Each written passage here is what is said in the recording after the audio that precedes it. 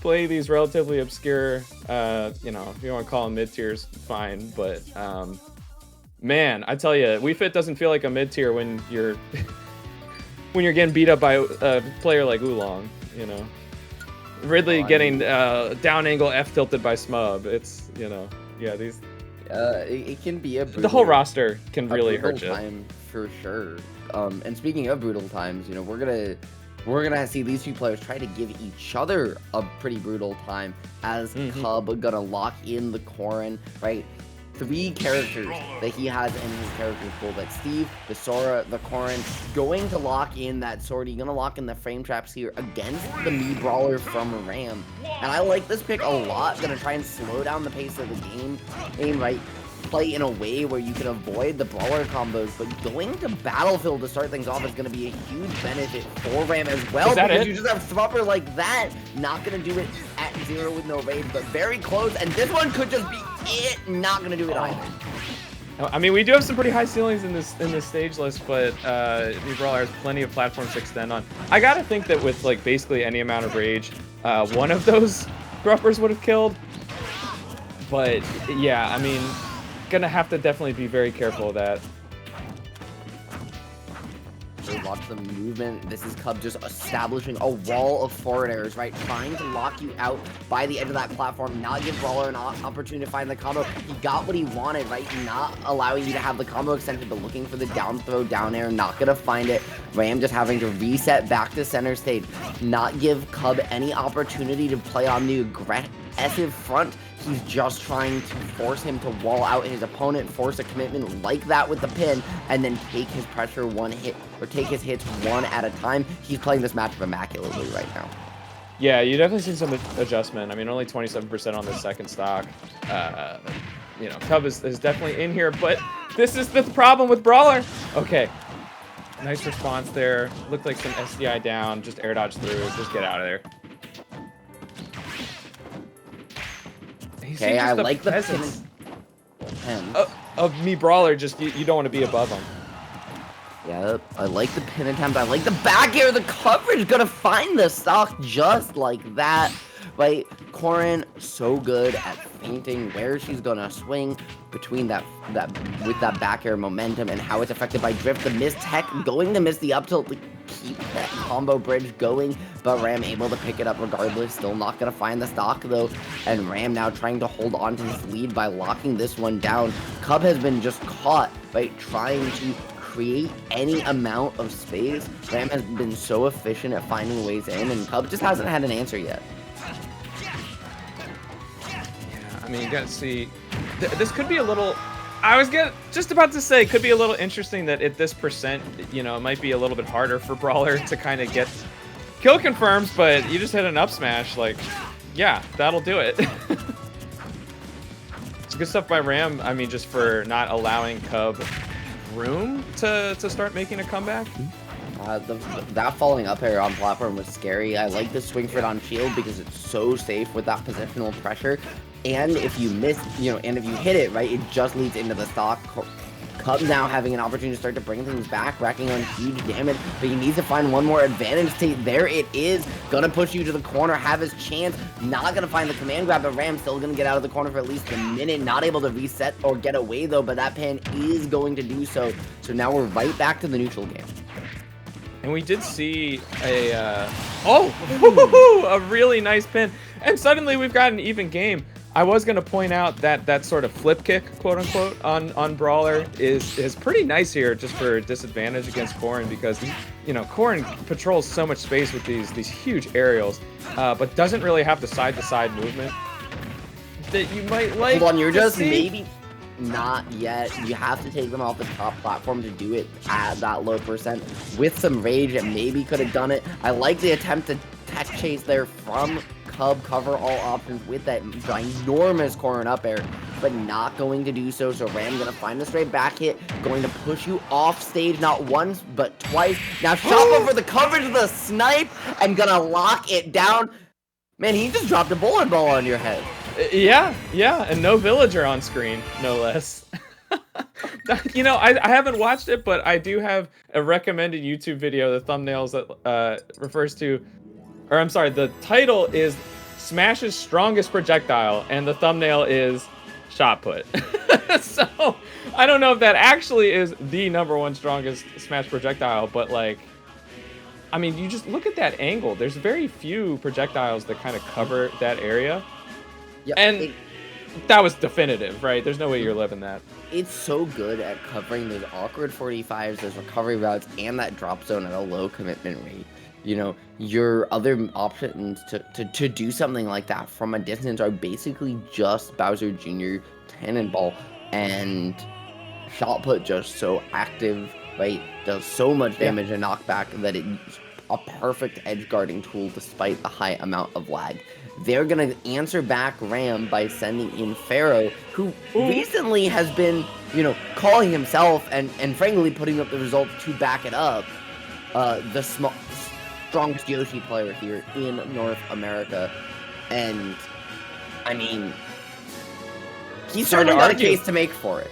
Yeah, for sure. I was so thrilled to be able to watch his 11-set losers run at Stick Drift 5 down in Virginia. Absolutely just incredible to watch. Like, even if you're not into Yoshi, that's just, you know, it's history to some extent to see a losers run like that. He absolutely, right? Like, the amount of losers runs that exist like that are so few and far between. I think he dropped his round 2, if I remember right. Yeah, and against all the Villager player of all things. Wow. Shout outs to Germ, but yeah, I mean, it's one of those things, like I'm saying, about some of these more obscure characters that you might think like, oh, I beat DDD on the tier list. This is no problem. And then you get into the match and it's like, wait, I don't actually know how to deal with this stuff. Not to say that he doesn't, but it's just, there's so many like unique challenges in this game. It's not enough to just know how to deal with the top tiers. Yeah, I was gonna say as well, you know, just before we get into it, shout out to Stick Drift, fantastic tournament series. Wasn't able to make it out to this one because there was another event that I was working the same weekend, but I was at the last one and it was a fantastic time. For sure. That being said, we are swapping on over to fixing, it looked like a timer issue potentially in the rule set. So gonna swap that over, get that all sorted and locked in. The purple Yoshi versus the Mii Brawler. We saw Ram just kind of tear through what on paper should be a very difficult matchup for him to get in on. But as hard as it is to get in on Corrin, it might be even harder because of that double jump armor to combo Yoshi. Yeah, for sure. There's so many situations where Yoshi can just kind of SDI out, up, whatever, just to be able to get that one frame double jump out. And even if, you know, the Thrupper like breaks the armor, Yoshi doesn't go anywhere and is now below Brawler. So on the other hand, I think Brawler has some tools, like we see that flip kick, quote unquote. We saw the flip kick. We're also seeing some insane mash speed from Ram here early, right? Yeah. Already at 85 and just popping out of these nearly instantly. But we've seen Pharaoh do so well at finding these juggles and caps it off with the up smash read to just end all reads locked and loaded, saying, hey man, you might have cooked, but you forget. You forget. Yeah, you got a whole different challenge now. That up air actually starting behind Yoshi, because you know, it's his tail, right? I feel like you don't see that much. You're almost always seeing Yoshi hitting up air when the opponent is above, but it does start behind. That was actually kind of crazy, preventing the command grab there. But, I mean, jeez, that was just so fast. We had no time to even like really break down the matchup or what each player was looking for. That's Pharaoh just not sweating at all there. Here in Cruise sometimes, right? Like, your stocks carry over between games. So you end a stock on your game on 3 stocks 100%, you get a restart at 3 stocks and 0. You end at 2 stocks and 0% though, you're locked at 2, even though that difference might only be a hit. So now we're gonna see Pharaoh opening up with the full 3. Huge opportunity for them to now, with Rutgers, right, to answer back against that early lead. Pharaoh trying to do so in turn. Gutsy trying to maintain that single stock that Ram was able to find as an advantage early on here. FD is kind of an interesting pick here. You know, theoretically, that's going to make juggling a lot harder. Well, actually, I guess it could even have the opposite effect. You take away a lot of platform tech that we see from a player like Pharaoh. But, I mean, this has gotten pretty evened up. This is generally considered a relatively tough matchup for Yoshi. But and you've got to try and find ways in, looking for the scoop there off the up tilt, but not going to find it. So it's going to be Gutsy able to reset back to stage. Just opting to take the stage control, play this one slowly, dare Pharaoh to approach him at the moment, and Pharaoh doing so slowly by collecting that data, showing you that he is a high-level player, and showing you that it's not about swinging for that first stock, it's about the adaptation. He got a lock on Gutsy's timings and just waited and called him out.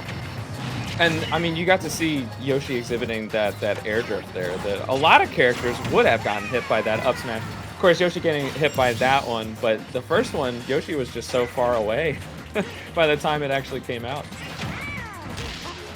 And this is going to be big damage, Ritual. But that was actually insane. And because he was at 0, the forward air didn't feel enough of knockback to spike him off the ground, so he actually just got caught in normal landing lag into the combo. Really smart from Pharaoh, and then the positional awareness there finds the pressure, not quite a fast enough match, and that's gonna be the stock. Just like this, that Pharaoh right absolutely just deleting and eviscerating Gutsy, now one stock away potentially from taking this one. Yeah, and like I feel like the egg lay off stage is kind of just like a meme from 64. Like that doesn't actually kill people like it did back then, but on some characters like Wolf it really does. So we've seen Pharaoh kind of fishing for that earlier in the match and finally getting it. I mean, you see how it is relevant in this matchup. Great find on the positioning, but just not able to find your way through that weave of eggs. Yoshi lays off stage, trying to find the edge guard, trying to find anything. Gutsy just realizing, hey, the difference between one stock and two is huge. I might be able to sneak this one away as well if I can get to a last stock scenario, but barring that, I just need to help my team get as close as possible right now. And I mean, Pharaoh's defense has made this so difficult to find a hit. Yeah, I mean, even if, I was just about to say, even if Gutsy doesn't win this game, getting one more stock from Pharaoh at that percentage would be really huge. But of course, Pharaoh, understanding the situation, not really forcing things, going for some, you know, relatively safe up tilts, which I do think at even at Wolf at like 94 may have actually gotten the kill with all that rage. But still, I mean, well played by Gutsy. But Pharaoh is going to be a challenge to to get through for whoever is up next here for Stevens. Well, I mean, they're currently sitting down. For the folks at home, we will have that tag locked in just a minute. It's going to be potentially Yoshi Ditto, potentially some Rob coming out here too. Tab Soda sitting down, and Patch, I mean, you're a Yoshi player. I know you're pretty hyped for this one. Oh, for sure. Although, I will say, I definitely am not hyped to play this. The Yoshi Ditto is so cursed. It's so cursed. For the folks at home, tell us about it, man. Yeah, I mean, I feel like most Dittos are pretty cursed in terms of like, oh, we're looking for the same things. And, you know, sometimes you share a single brain cell, and the Ridleys both F-tilt each other 3 times in a row, for example. But basically, like, Yoshi just has really, really good defensive options for getting away from Yoshi's offensive tools. Yoshi can jump out of so many of the combos, lives forever, like, just very hard to kill. You basically have to hit, like, a back air at, like, 160, you know, an F smash at ledge. It's difficult to find the things that you're looking for. You can't shield poke. So we'll see. Tapsoda actually off to a lead here. I was gonna say, which of course got evened up very quick. Defense we saw from Pharaoh on that double jump armor, found a way out, And even though Tabsoda is able to pick up the pressure, what a great attempt at a conversion off the egg, but just a couple frames off now, Pat. These two are going at it, swinging back and forth, drifting, microspacing with those noggins, but it's going to be Pharaoh. Jeez. Who else picking it up? This man is Yoshi incarnate for a reason. Yeah, and of course the up tilt into up air, that's going to work on any character at the right percentage. So, I mean, that is really important for Pharaoh. That was a pretty low % kill. Racking up the damage. I mean, he's already almost lapped Tabsoda in percent, right? He was down a stock in this game, and now only 5%, not even a stock, separates the two. Pharaoh has been just a man on a mission so far. As he does find that percent lap, still has the advantage state going, and Tabsoda just hasn't had an answer. Dude, and you see the forward airs, really for both of them, but especially Pharaoh, really making a point to space them on that shield. Because you don't want to be, you know, getting free nairs out of shield. Pharaoh with the cursed tag, so I mean he knows what I'm talking about. Yeah, still has not lost a stock here. Good awareness to not push that combo. You basically only get one at that low %. Tabsoda there looking for the drag down back air into the smash attack kill confirmed. Not gonna find a double jump armor to find your way through the egg at ledge. Keep the pressure going. What an egg lay back on a stage though. So now it's gonna be Pharaoh's turn on the reversal. Tabsoda having to burn the double jump armor, and that's what Pharaoh's looking for. Wow! But Tabsoda somehow. That was hilarious. There was a moment there. Double jump armor getting broken, and it actually turning the other way. That's not quite going to kill, but I think with a little bit of rage it may have. Now, I mean, Tabsoda taking a stock here off Pharaoh, but not getting a second one. I gotta say as well, you know, Pharaoh played that immaculately. Yeah. Tabsoda had his moments. We saw some really creative attempts from him that were just a frame or two off from connecting, but just how good the ideas that he had were, especially off some of his egg confirms. We saw a lot of tuck egg chase in F tilt, up tilt, or into a forward air attempt, something we don't see from a lot of other Yoshis. So some very, very cool stuff from him regardless. But I gotta say as well, I cast my first Brawlhalla block yesterday, and going from that back to Smash Bros. Watching the Yoshi Ditto is like watching Brawlhalla. Those two are flying around all corners of the screen. It's true. We're flapping those arms, yo. Now, this is going to be interesting here. Sephiroth is... Obviously, Yoshi doesn't like swords, right? You get outranged. You got stubby hitboxes. Most of them you can kind of beat up once you get in. And that's kind of the situation with Sephiroth. The lack of activity, you know, active hitboxes on his moves. You can get in like this, and what does Sephiroth do here? You just take that L.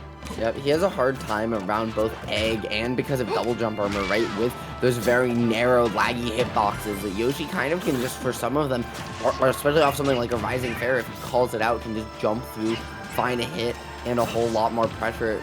If you can't, though, on a large stage like this, where you have just that FD width to work with, you know, you can keep them out for a little while at least, but it requires you to play so immaculately, and against a player like Pharaoh, right, you just kind of can't make a single mistake. Yeah, honestly. I honestly don't understand how you get the stage transformation here. I guess we're hazards on. No, but so that's kind of nice. Oh, are we? That's... Oh! How do Okay. you? Yeah, that's why I'm like, wait, this, I mean, this is stop. really cool that we get a last stop. Scenario. But I want to see this in any tournament set on this stage. It's such a nice little feature. It is maybe the prettiest single stage in Smash Bros. When it does transform like this. Sephiroth, you know, here on his home turf, in a sense, if you know that Kingdom Hearts lore. But the up air, the up smash, just not gonna find their mark. Nothing. It doesn't matter. Is gonna find that coverage on Yoshi, man. It doesn't matter how big of an area you can cover. That air drift reigns supreme. Pharaoh somehow just still living. Oh. Okay, Scribble had an opportunity there and just hesitated a little bit. That's really when Sephiroth can kind of take charge in this matchup, is when Yoshi has to, like, you know, recover high, kind of going towards center stage, and you just kind of retreat and just cover space, such as with that F tilt down angle catching below the ledge. That's kind of nice. I was gonna say, unfortunately for it to end, it was a really nice timing play from Scribble. However, Yoshi, Pharaoh took 7 stocks. 7 stocks. Oh my god. Pharaoh took 7 stocks. And, Oh my and I'm not God. gonna lie, if he didn't get 2 frame there, Might have been another. he might have got 8 or 9. Yeah. Because that was a menace. That was And terrifying. I will say there was even a way that, not to like super nitpick, obviously that's my goat, but he could have double jumped a little bit later and then actually start the down B, it's actually called hip drop. I always call it ground pound, but because you'd actually snap ledge out of that. So it's a way that Yoshi can kind of like stop moving upward below the ledge and snap to ledge. And it like feels very risky because you're like, oh, well, if I don't grab ledge, I'm I just killed myself. But that may have been a way to snap ledge from just a little bit lower than where that F tilt was. But I mean, like you say, that you can't even nitpick. Like this dude carried the team quite a bit. I mean, you're getting way more stocks than anybody would expect an individual crew member to do. Hey, I mean, Rutgers sent in their next player in with a big red R on their chest. It might be Team Rutgers, it might be Team Rocket, I'm not sure. But I mean, the way that Pharaoh took those stocks, they were certainly blasting off. And now here into the next game, we've got DDD versus Sephiroth. And this matchup, I mean, right, tier is just, DDD gets tear gap, but when he's not surrounded by these glowing grapes of death and destruction, he actually has a decent time at contesting Sephiroth, right? His Gordo controls a lot of space, Sephiroth is very tall, and he does have a good disjoint. While not the size of a Masabune, you know, he's still, by being a fast faller, able to weave around its narrow hitboxes somewhat. Yeah, agree with everything there, Ritual. The other thing you gotta keep in mind with this matchup is just that weight. Like, the Sephiroth can't really mess up. I mean, 96%, you gotta worry about a lot of things killing here. Yep, and on the flip side, right, you know, I don't know if you know this about King DDD, but he's a really big penguin. Not gonna be big enough, though, to survive that dash attack from Sephiroth with Wing, because one of these characters can fly, and it's not the bird. That's true. He does his best. He does. Oh, that would have been interesting to actually get the reflect. Just going for the command grab anyway. I like the idea. Just gonna miss your angle to find that Gordo at ledge. Gonna find on the second one. Force Sephiroth to back up. And just a slight miss spacing from Scribble on finding that sword stick in the wall. So he's gonna have to back off reset. Going to get the juggle though. Start to burn these jumps away. However, that mistech scenario, you're going to at least get them back. So Cheese able to just reset the resources, maintain center stage, and somehow find his way to a ledge trap. Not gonna find a strong hit, but hey, that's still there. Yeah. And you know, I was gonna say when Sephiroth was at 56, dash attack at ledge will kill. I'm confident. So you gotta be careful here. If you're Scribble. Oh, I love that timing mix up on the shield, trying to catch you know, jump out of shield, nair, whatever you're trying to go for. She's identified that you are uncomfortable, and I'm not going for a grab here.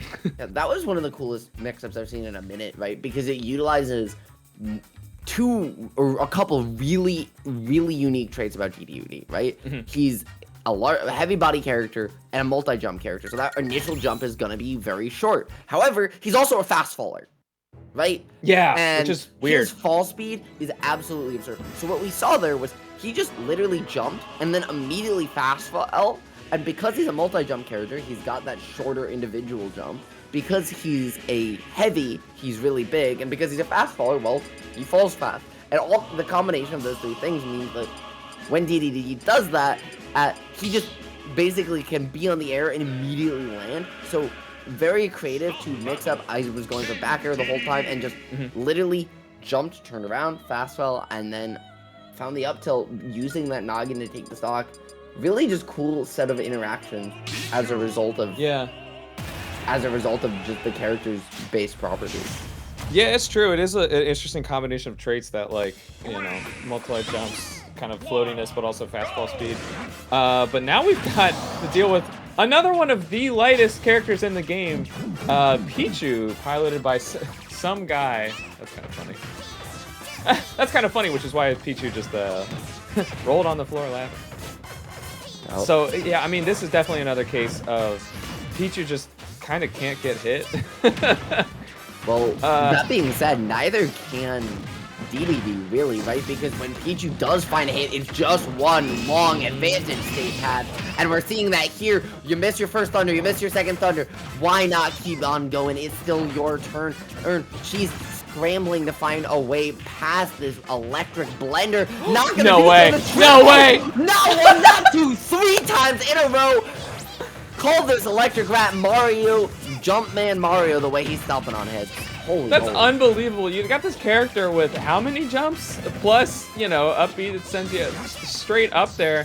Like, I don't know what goes through your head to decide that's the character I'm gonna kill with footstools, and then killing with the spike of the thunder. This is bringing me back to ESAM versus MK Leo and Glitch all those years ago. Yeah, That's insane. What, back air, back air, back air, back air, air, up air, Yeah, up air, up air, fast fall thunder? Yeah, I think is that combo on Pikachu? Pichu's a little bit different, the thunder property is different. But man, that might be, you know what? We're here in Cruz. I'm gonna call that the clip of the tournament right now. We have not started singles yet. And this is a singles bracket with players like Jackal, Zero. I think Zomba's entered as well. Right? Some incredible singles players here in Smash Bros. Who are known for their clips. That being said, it doesn't get much better than this. It does not get much better than Pichu stepping on DDD's head once, twice, 3 times.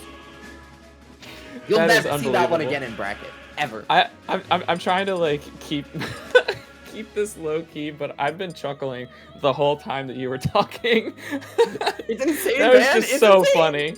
That was just so funny. I can't believe that. That's honestly, unironically, so smart though. There are so many situations in this game probably that people aren't thinking of exactly that. Like, I know people think about footstooling Yoshi off stage because like that kills at 0 after, you know, double jump. So there are so many other situations though. I would never have thought DDD is the character to kill with footstools like that, but saw an opportunity and took it. I honestly, like, that's just good stuff. I gotta give it up to some guy. A guy now, though, right? Some guy. His It sounds team's funny. last hope. Yeah. Steven's having 3 stocks remaining, and they're all on one of the lightest characters here in the game, right? The only character who self-damages himself. And holy moly, folks, please, chat room, if you're at home, disconnect your Pro Controllers. Disconnect your Pro Controllers. You know, As always. You know who's trying to make some guy disconnect his Pro Controller, though? Is Nimbus. It looks like playing on the double Joy-Cons. That's insane. Wow. That he absolutely has torn through brackets consistently the way he has. Some people just want to On watch that the world controller. burn. I tell you. Right? This character, though, the Koopalings, whether it's Lemmy, Morton, you know, Ludwig, the entire rest of the gang, has been kind of on the rise in the meta, but some guy just saying, the only place you're rising is on the stage because I'm going to keep you in disadvantage. This is interesting. The stage pick here on town, I would be very scared if I were Pichu. You know, dying at like percents like this. But you know, I mean, Pichu's got some kill power too. That F tilt at ledge, obviously nerfed very early on in the game's meta, but I don't know. It might have some potency on a stage like this with those side blast zones, Ritual.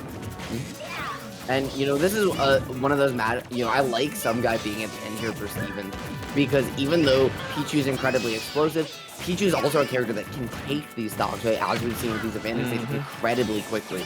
And it's very much a scenario where if you can find this first stock on Nimbus, you might just be able to roll the next one or two off the tip of your tongue.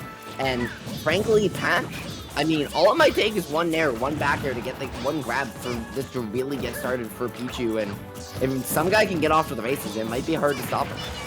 That almost was a stock there. Nimbus wanted the up smash out of shield, but just got hit by kind of the landing splash hitbox of down air. But does clean up that first stock, so only 2 stocks now for Stevens here. Some guy has to play so careful. I definitely hear what you're saying, and like we've definitely seen some guy like justify why he's the anchor, but on paper, Pichu being the anchor, that's so much pressure. You can't stock tank like that. With that amount of weight, you know, you're damaging yourself. It seems like a tough spot. When it's kind of like any singles match when your bracket's on the line, though, right? You just have to make it last. The benefit is that the safety with which you can play, you know, is going to go further. The upside to take those stocks, make those comebacks is there. But you just have to find it. The air dodge read, he had it on point, but just wasn't able to find the thunder. Is able to at least find the spike to pick things back up, but not a whole lot more. So that's just going to be damage, not even positioning. And now Nimbus is the one with that in his favor. However, some guy able to find you, push you off stage, reset, and do it again. Now the cart's gone. The jumps are out of the picture. Gonna get back on stage and at least get it back, but not past that electric wall. Now one more stock for Nimbus. Some guy, though, kind of can't go last stock scenario here. You know, I was kind of onto something with the Pichu F tilt. That's how we've seen 2 stocks taken so far. At very high percent, granted, but man, I think some guy basically needs to take this stock here without. I mean, I guess you can go 3v1, which is what some guy has on the table here. If you can actually take out Nimbus here, this has gotten pretty close, despite a big deficit before some guy even started playing. Nimbus just so good at controlling space. Watch the way he lands with these weak hit neutral airs. Bowser Jr.'s Nair is such a good tool, putting you in tech chases, putting you in these scenarios to chase with a cart, just like we've been seeing Nimbus do. And he's gonna get up, get out there, and pop the hell off, because he is gonna find that wand and magic his way back into that game, finding it when it matters most, and saying, some guy, you're just some guy today. You're not even gonna see our last player. Yeah, which, let's see. That would have been Pataya. Oh my gosh, after all that, you have a Kazuya? Pichu Kazuya sounds very scary. It sounds like if you get hit, you die, but also you have great tools to avoid getting hit, right? Like, yeah, I mean, just like Kazuya dealing with T-Jolt is not a fun time for Kazuya. Right. I mean, you know, unsafe T-Jolt, you know, where you can just like send an F smash right through it. Got to be aware of, but yeah, I could definitely see that being touch of death either way. You know, Pichu gets its hands on Kazuya, and you know, we're just going for a ride. That was a super clutch play though to close out that collegiate crew battle. Actually getting a low percent kill on Pichu, like quite low percent.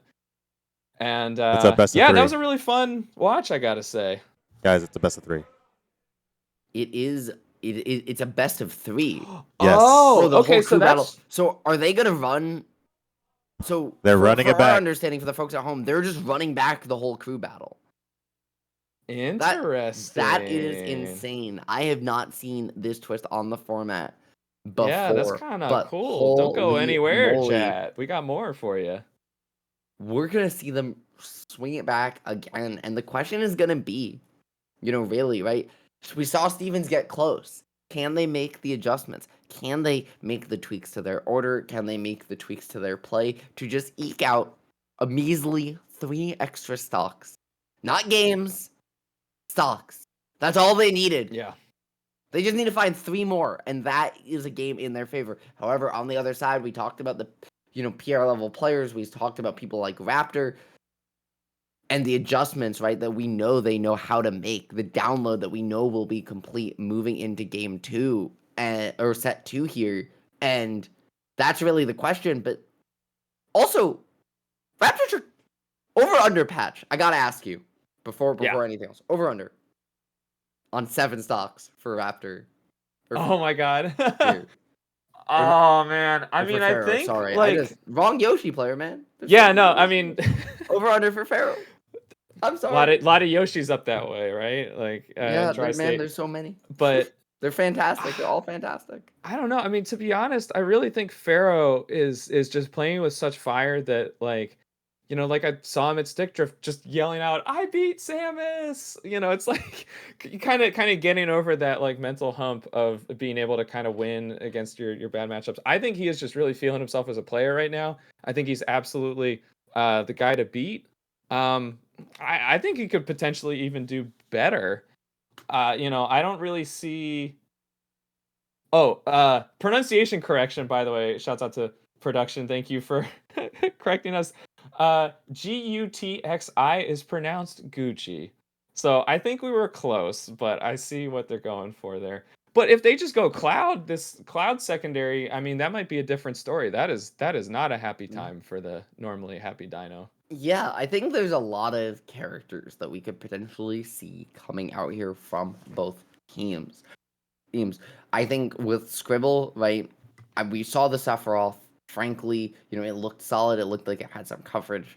And I think we will likely see that. I think the Corrin also a good option. As you mentioned with Gucci, I think the Cloud way to go. Ram, we saw the Brawler put in work. I'd expect to see that stay around. Over on the other side, though, I don't know. I think we might see Cub switch off that Corrin. I don't think, he kind of losing to a Mii Brawler, right? Losing to arguably the best matchup your character has here in this, on the Stevens lineup. Maybe Wolf is better for you, where I think you just maybe go Steve, you go Sora, say, hey, Corrin was $5.99 the last Smash game around. That was 10 years ago. Now I gotta show you how we do $5.99 these days. Yeah, for real. I know that's not 10 years though. I just have to throw that out there. 2014 when Smash 4 came out. I know. Well, okay. I mean, a couple years after, right? I know. But I know. Yeah. Fine. Oh, that's scary how close that is, though. Does it make you feel better if I say it was 7 years ago? Slightly. 2017 was 7 years ago. Slightly. I gotta say though, Smash 4 does feel like a very long time ago. Just watching like that last hurrah with the coin box and dude, even like the last time I picked up the sticks for that at SmashCon, it felt like I was underwater. I don't know, it's just so strange. Like the lack of the balloon knockback, like everything just kind of feels a little slower compared to Ultimate. But it's also kind of cool to see people appreciating it. I mean, I think that's basically as soon as Ultimate came out, it was like, all right, forget about Smash 4. We're upgrading. But yeah, I don't know. This is going to be interesting. I know that there has been quite a bit of discussion here among the teams of how they want to change up their lineup. It looks like we are basically flipping the lineup from Rutgers, leading off with Pattaya here, which I do like because, like, let the man play, right? Like, yeah, get him in the game, please. Let this man play Smash Bros. That's what he's here to do, right? There's a singles bracket after this. He wants to get warmed up. Let the man play. I mean, I'm not so sure if I would go so far as to say Kazuya Smash Bros. Hey, but no, I hear what you you know say. what I have to ask you, Patch? And you know what Pattaya wants to ask his opponents here at Stevens? Are you ready for the next battle? I like it. I like it. I really honestly do like this though. I'm assuming that just from like you generally put your best player last as the anchor, right? I feel like that's not always what you do, but it's basically like your best players are your leadoff and your anchor. So I definitely like leading off here with somebody who, may be the best player on the crew, just based on how they did their lineup. Their words, not mine. But this could really create an issue for Stevens. Just, oh shit, we didn't have to deal with this last time.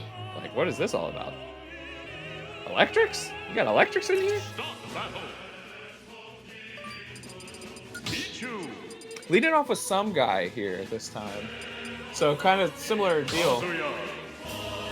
And opting in for that cash money skin, Pattaya is showing you, hey, I'm the anchor because I'm all business. But don't worry, folks, I got a little bit of style here with Mr. Mishima right into game one.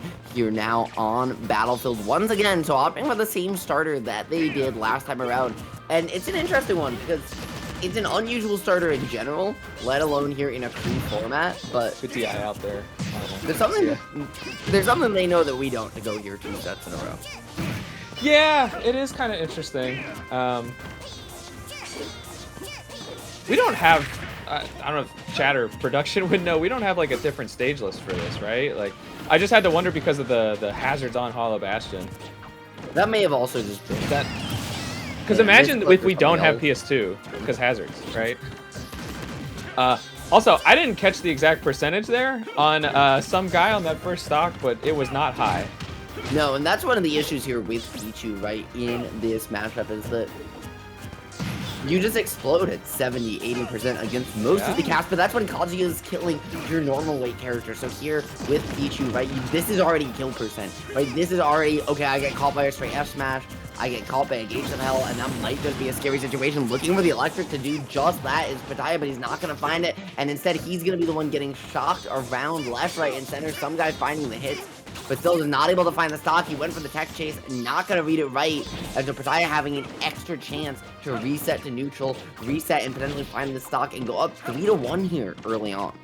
And you do see Pitaya kind of struggling now to even just land a hit. I mean, that's a strength of Pichu, right? Is that like very light but very small, tough to hit, but that up air is gonna hit even despite the DI out there from some guy. You can hit Pichu only one time per minute, and that one time may be a stock. And I mean, you know, as you mentioned, right, that one time a minute might be a stock, but on the flip side now at 168, you hit Kazuya at all, and it might be a stock. Pataya's defense has been so good to find ways to stay alive. There it is, right, the one hit and the stock, but he managed to stretch that so far, not getting hit for almost a minute straight there at the end, and now giving himself a huge opportunity, but some guy just one hit away there from finding that stock off the falling up air off ledge into the thunder. So Pitaya has to be scared here in the corner against these platforms. Pichu's so good at finding the stocks in these scenarios. Yeah, I'm noticing some interesting mix-ups with T-Jolt from some guy. Usually has been going for 2. We've even seen Pitaya reflect the first one and then get hit by the second one. But we did see one little micro interaction there of sending a T-Jolt and then running behind it for the grab. So I'm watching for that because that is a big part of how some guy is winning neutral here, and that is going to be a second stock. It's 1 stock apiece. Ritual, you think some guys got this? No. no, I don't. That's my answer. That foot says no. You put the foot down on that one. Final answer? Well, you know, you're telling me there's a chance, Patch. You're telling me there's a chance if we go game 3 that maybe some guy will have this in the next one round. I will say though that route where he wall jumped right by the ledge battlefield into the double quick attack, horizontal quick attack angle back to stage, and then find that tech chase for the stock by some guy. Very creative from him there, and you know the reason we're gonna see Pitaya down at the end in this scenario. But like, watch this, right? Yeah, he double zips past you, finds the tech chase once, twice, and then locks it down. What a call out over and over. But then, I mean, those iframes, you know, like, where do you go? Where do you go? Yeah, that's tough. I guess the iframes did not come out at the right time he was looking for there. Not a bad idea, but good on Pitaya for just getting in there and challenging. I mean, that move reaches decently far. Almost like, well, I guess it's kind of like Ganon F tilt. I was gonna say a Terry F smash, not quite that, but here we have the cloud as we thought we might see from Gucci. Not against Yoshi. We might see that in a little bit. This is kind of looking like a button check. Are you playing Smash Bros here? Are we just playing footsies? It might just be a button check. It looks like it, but I think it is just a button check, which they are allowed to do. Yeah, low key, I feel like I never see this skin on Kazuya, but it's kind of nice. Yeah, man, you gotta get that martial arts with the flames going, right? Keep those, it all just, you know, we say normally, right, it's all business with Kazuya because he's in the full suit, but really when you think about it, the business is fighting. That's his drip fit. This is his business fit when it comes to getting down on the sticks. Because he's here to do one thing, and it's fight. The other Kazuya skin, the default Kazuya skin, that man might get distracted halfway through stock 1 with a business call. Yeah, right. He's got to have a cell phone, maybe 2 in those pockets. Come on. Now, though, it looks like they might actually be started to get going, because one of the benefits here of it being a crew battle is you can find that button check and then just send a couple stocks off and decide to get started with that 99-minute timer whenever you want, pretty much. So Gucci doing a good job so far of, well, until then, of spacing, you know, throwing out safe options, not giving Pitaya openings. I mean, honestly, it's not even that far off from what we were seeing with Pichu. Like, you really... Cloud is a lot heavier, but you still just don't want to get hit. You got to be so careful here. Yeah, not gonna find too much, though. Pitaya is just trying to cover space here in center stage, and Gucci is backing off, right? Swinging that sword left, right, and center to just create a wall to say, hey, Kazuya, if you try and come in with an electric, you're gonna eat my Buster Sword on the swing back. Not gonna find too much, though, and so it's just been a lot of movement back, forth, and center. However, the laser snipe gonna come out, and Pitaya is still gonna find at least one. Huge for Rutgers as they start to just continue their lead. However, Patch, it's Kazuya, right? He's one electric from potentially just going up a whole nother one, or a Gates of Hell into the edge guard just like this. He's gonna find it. Dead at 40. Gucci looked, you know, in good humor about that in the player camp, but that's rough. That is just soul crushing. Oh no, are we gonna see Pitaya take 6 stocks too? Because he's on to 5, and if he gets to reset his percent here, or to go into another game with a clean stock, I mean, he might just keep going. He might be giving Pharaoh a run for his money in the most stocks taken in this crew battle set. But Patch, I mean, all it takes is one back air, right, from Gucci to close this one out. Probably at this point, yeah. I mean, you see Pitaya kind of holding on to center stage for the most part. And yeah, it's a heavy guy, a grown-ass man. Okay, but not gonna live the Nair there. Cloud Nair killing in 2024. I know. I was gonna say, speaking of Smash 4, that's taking me back too. Yeah, it truly has been 7 years. Unbelievable. for some things, and Cloud Nair killing. Well, Cloud Nair killing was like 6 years ago when Ultimate came out, but even still, oh my god, this game is 6 years old. Sorry, you're watching me have that realization. Yeah, I know. I did have a thought the other day of like how long ago it was that Banjo-Kazooie got put in. It still doesn't feel that long. I mean, okay, you think about Genesis 7 being 4 years ago. Yeah, I mean, we did kind of have that little time warp in there, but okay, so I mean, Gucci, did we need to do there, but kind of in a position now of needing to clutch up a little bit, take minimum 1 stock here, ideally 2, just to kind of get back on pace. Trying to see who. Okay, we will have Nimbus back in here. I think we have very strong potential in this game to see Nimbus just not lose his stock. And because he is so good at finding these positional combos, right? Bowser Jr. has such large, low percent corner carry strings and great burst movement, which without limit, Cloud is kind of stuck, you know, to using Blade Beam to kind of control some of that, and I think Bowser Jr. has good tools to kind of find his way in despite that. And then after that, just the edge guards are something that Nimbus is so efficient with. Sure. I had a double take there because I swear I heard Terry, and I was like, "There's no way." Larry, yeah, close enough. Larry Bogart.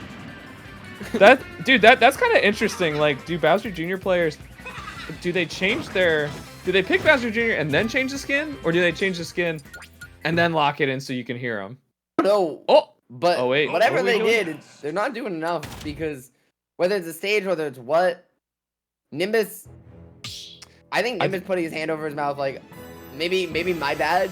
I'm not really sure what's happening here, but maybe he didn't intend to quit out after the end of the button check, not realizing. I don't know. I could also see, like, oh, hey, we weren't actually like reset to our like neutral positions. Like, I wasn't ready. You hit me.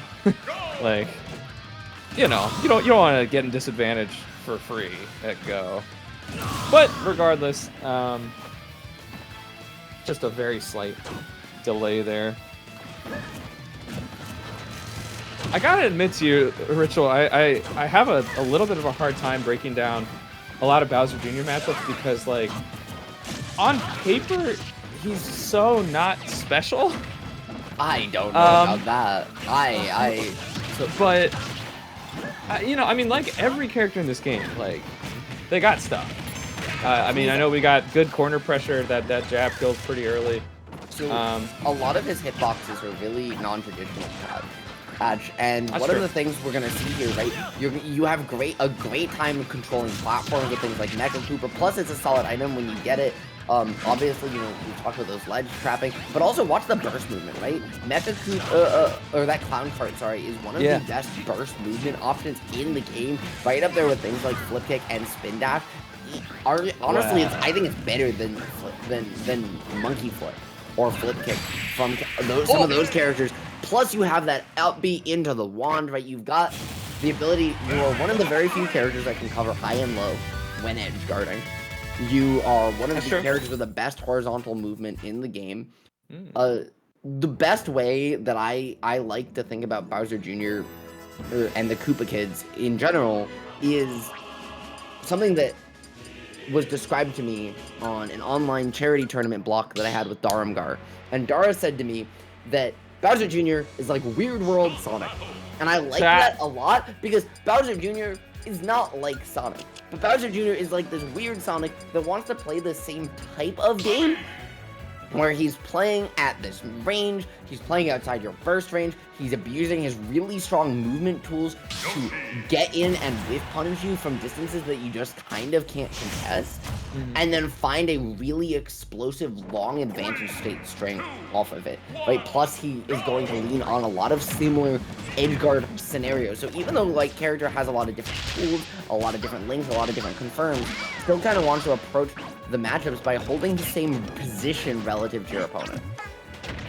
Yeah, that's a great breakdown, honestly. I was about to jump in. If I thought you might have been starting to say better than spin dash. Oh wait, I don't know about all that. I'm not that crazy. I'm not that crazy. But yeah. No, I'm with you. Everything else great. Catch on the roll there. Tab Soda on the Yoshi here, and we did see like a 0 to 60 right at the beginning of the game, but that is a pretty low % kill on Yoshi. Yoshi's got some weight. That's a big deal for Nimbus. And Pat, the big reason for that, right, was just you couldn't jump out of it. You were trapped on the ground, right?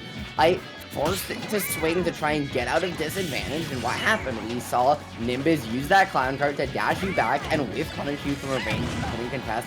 Convert that whiff punish burst movement into an advantage state stock. However, when you two-frame your opponent, anything possible, Tab Soda gonna find the fair and the stock. Over that Mecha Koopa coming in clutch.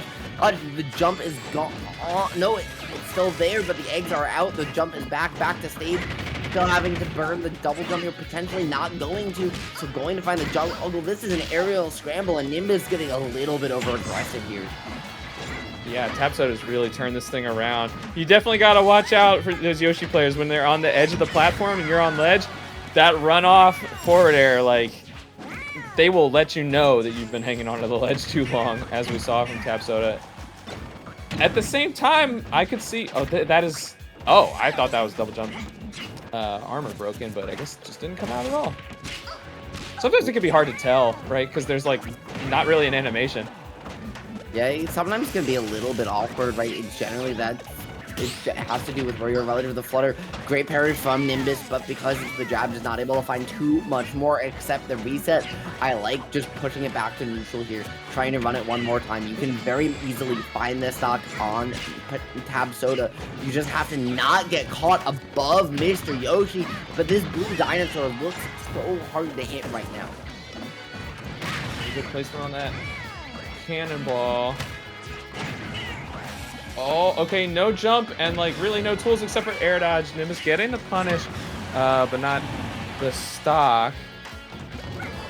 Setting up these traps at ledge. That broke double jump armor, I guarantee it. Okay, and actually just killing with the side B straight up without even the spin out. Big damage here. Not quite.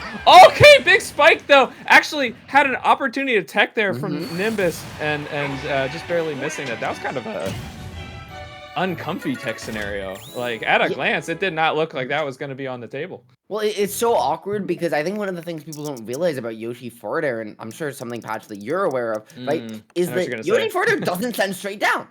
It sends down and in. Oh, that And actually so- isn't what I thought you were gonna say, but yeah, Well, no, good point. The tech angle of, right, when you're DIing in, like, Nimbus was there, you're gonna get sent really far in, and that's why we see this tech situation at the end of the game. Right? Well, if you watch, you'll see the Nair tech chase. He burns the jump. He's trying to find his way out of dodge. He has to hold in because of the cart and gets sent a little further in, I think, than he was otherwise expecting because of a mixture of the momentum, because of the drift, and, well, because that move sends it a real weird angle.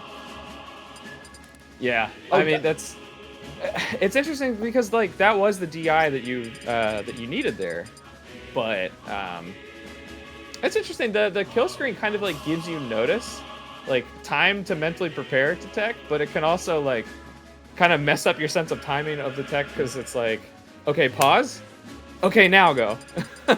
And I do want to just issue a quick correction. Thank you, chat, for catching me on that one. It's just the animation that looks a little bit awkward. Yoshi Fair apparently does send straight down. Yeah, I mean, it's just So, one of those things where like you're pretty much always going to see it go at sort of a diagonal angle there, except at very high percent, just because like pretty much when Yoshi hits it, at least in an offstage scenario, you're going to be holding in toward the stage.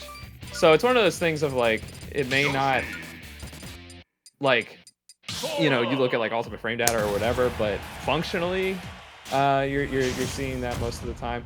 The thing that I thought you were going to say about Yoshi Fair Spike is that it starts above him. Like, you can be above Yoshi and get spiked. It's not at the beginning of the move. And, we were talking about, right, alternate characters come out. We said we might see Yuchi pick the Cloud. We did. We said we might see Cub switch off the Korin. Well, guess what, Patch? We saw that one, too.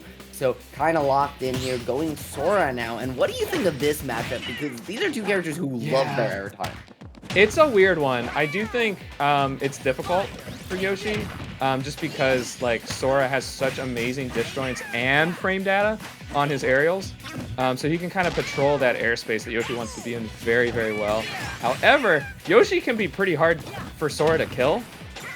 The offstage game, like theoretically, both can edge guard the other, but it's not easy for either. Sora has, kind of a big weight differential. I think it's pretty much even, but the neutral can be pretty tough for Yoshi, is how I would break it down. I like the positioning there between the freeze and everything else from Cub, but he's not able to find too much more. However, still able to rock him, damage, find the reversal on his way back, but gets caught swinging, and that tail patch just does so much work for Yoshi. Yeah, I mean, it is a disjoint. It's not much of one, but you'll take what you can get against some sword characters such as Sora. That's kind of crazy that almost killed. Yeah, the DI just not entirely on point now, locking for the Faraga, so we might see a Faraga fair here if F smash if Tab Soda isn't careful. Gonna opt for the Blizzaga here, and the insane mash to find the reversal out of that. What a huge opportunity for Tab Soda to at least get another stock on the board and keep this one close. Right now, within a full player, only 2 stocks would separate Rutgers and Stevens here if they're able to find this, and going to do so, Cub finding the Sora combo, locking it down. However, 2-player luck for Stevens, and while 2 players and 2 extra stocks here on Cub might seem like a big advantage, I mean, it's very possible to take 4 stocks per player. Yeah, I mean, this has definitely been a lot more evenly matched. Granted, we haven't seen Pharaoh yet. He might not even have the opportunity to take more than 7 stocks. I was gonna say, we've seen, I believe we've seen Pattaya, Nimbus, and now Cub. So Cheese and Pharaoh, the DDD player and the Yoshi are who's left. As you mentioned, I expect that we'll probably see Pharaoh, anchoring this time around. It looks like they're running back. Not exactly the reverse order from last time, but largely starting off with their players who finished before to give them the opportunity to get some more games. For sure.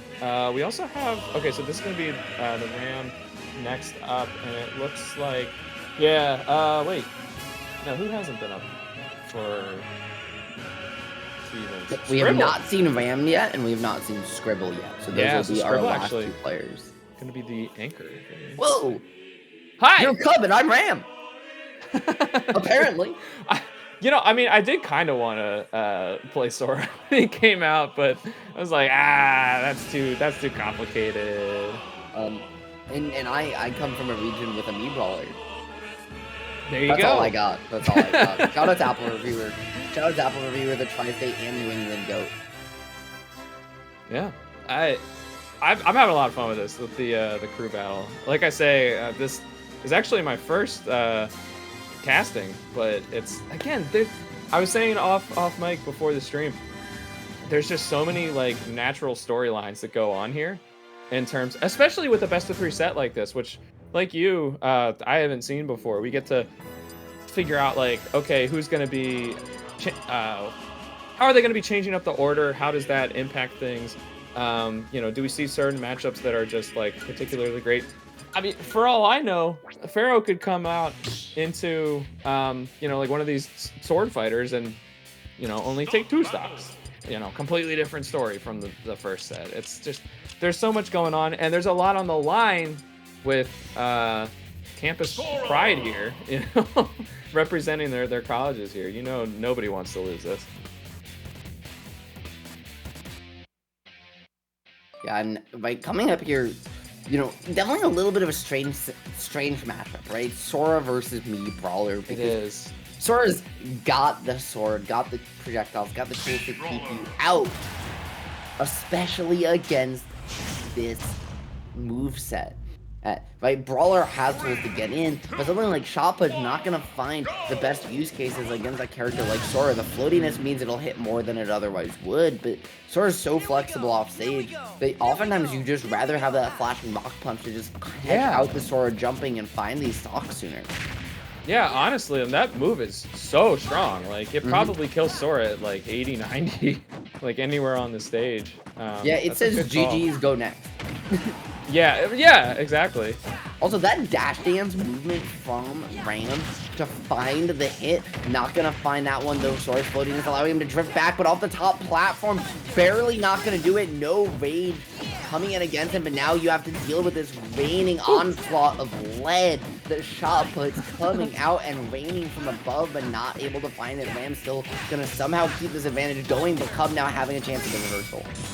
Oh, that's such a nice defensive, movement through the Thundaga, but then had the next spell up to deal with. So much. We're gonna learn so much, I think, from just like who takes this next stock here. We really have seen so much Battlefield. I'm talking about that earlier. It definitely is interesting. Yeah, I mean, listen, it's the favorite stage of Tri-State Melee. Maybe it's time that it just becomes the favorite stage of Tri-State. Hey, I mean, I'm down for it. Mixing up the typical PS2. Yeah. Status quo. Give us more that stages, should have been a stock. I think you could have charged an up smash there for Ram. That's a missed opportunity, and Cub gonna, just not blink. Like, okay, you leave me alive, I'll make you regret that. Yeah, not gonna regret it quite yet though, because this game's not over yet. Cub now having 1 stock left, and for Ram, this is just the perfect scenario. If he can find this one here with 2 stocks remaining, going down to 1 means that it's still a lot of work for him and his teammate to do at the end. But if he can keep it here with 2, it's still a very, very doable for him to take the next game as well. Yeah, definitely. Your Cub definitely wants to take another stock here, at least kind of get things a little closer to even. Seeing a lot of spells, noticing. Okay, very fortunate for Ram, able to actually get on that platform and get that shield up. No Thrupper. I like that Ram didn't, just YOLO send it. Didn't have it lined up. YOLO sent it there, but good DI by Cub. And honestly, just Sora's low weight probably helped there, right? That at that percent, you get sent a little too far away. Yeah, I mean, he definitely may have right to just keep you out of the combo, plus the floatiness as well by kind of factoring in Cub boot, but just not going to be enough to close it out yet. And Cub not being able to lock out the stock on Ram, despite multiple opportunities, could be the difference maker here. The forward throw not going to do it just yet, but the next one, Pat, very much might. Oh, man. Close call for Cub there. Okay, not getting the third jolt.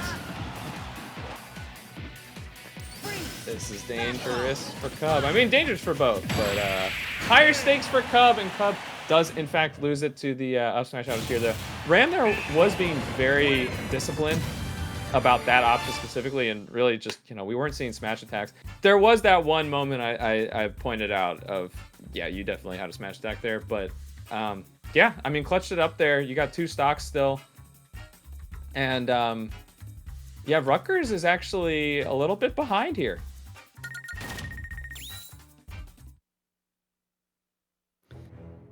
Yeah, and I mean, Rutgers having the stock lead still, right? But it's not as confident as they Oh, I'm sorry, you're right. Yeah, and so even those teams is at a slight deficit. We've seen the adjustments coming through for them. However, Pat, the under is now locked in. I don't know if we noticed this, right? Pharaoh coming in now, or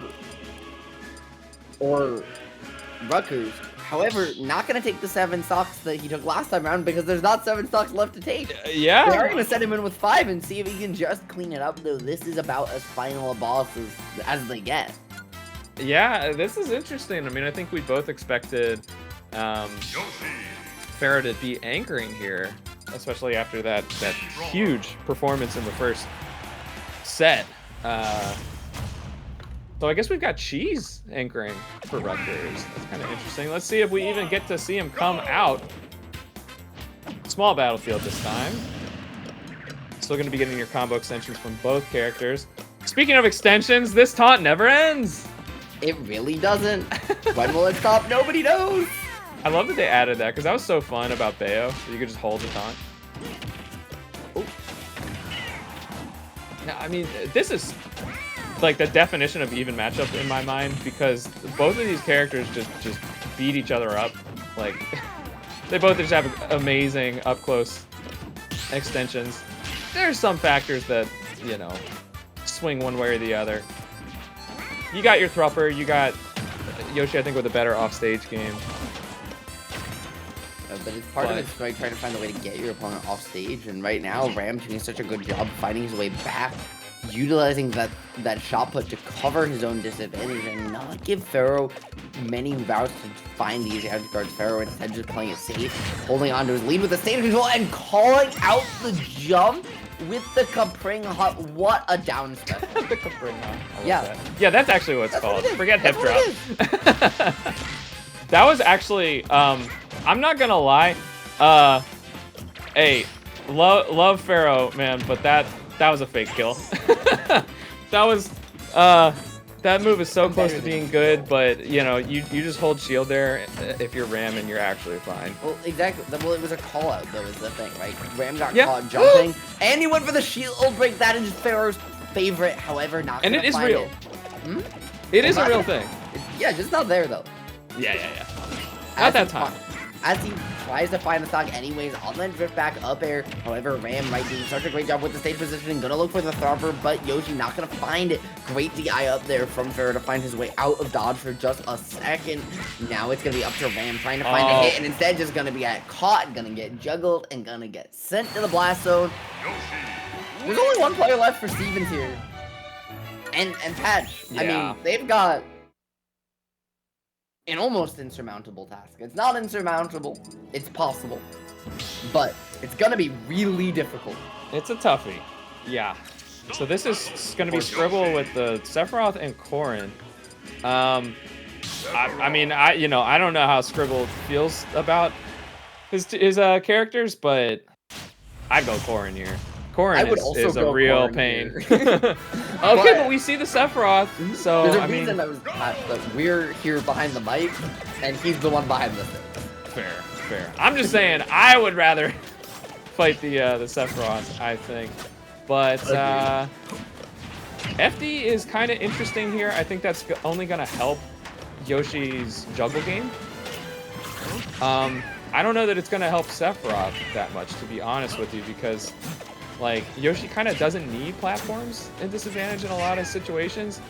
I mean, if Sephiroth has wing, then yeah, he's kind of got the tools to like patrol the whole stage and follow your drift and everything. But I don't know. We'll see. So far, pretty much even.